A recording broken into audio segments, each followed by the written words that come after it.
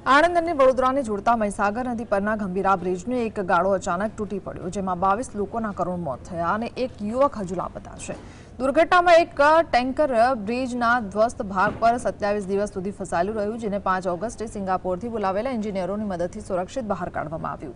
ટેન્કરના માલિક Ramashankar પાલે social media પર જણાવ્યું કે ટેન્કર લોન પર હોવાથી તેમની આર્થિક સ્થિતિ પર અસર થઈ રહી છે।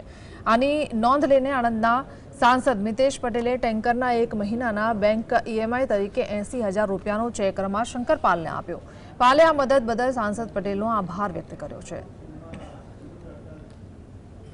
ड्राइवरने पण एमने जे नौकरी हती ड्राइवरनी पण रोजीरोटी एना द्वारा टेंकर द्वारा घणा बधाना कुटुंब चालता होय त्यारे मने एक एवुं थयुं के आदरणीय प्रधानमंत्री नरेंद्रभाई मोदी साहेब देश माटे અને દરેક નાગરિક માટે ક્યાંક ને ક્યાંક વિચારીને જ્યારે બધી યોજનાઓ મૂકતા હોય, છેવાડાના વ્યક્તિ સુધી યોજનાઓ પહોંચતી હોય, તો આ ટેન્કરના માલિકનો એક હપ્તો ભરીએ તો ઘણું બધું કામ એમનું, એમના ડ્રાઈવરનું અને ઘણા બધાને જે રોજીરોટી આપી રહ્યા છે એમનું જે ચક્ર છે એ ચક્ર ચાલુ રહે।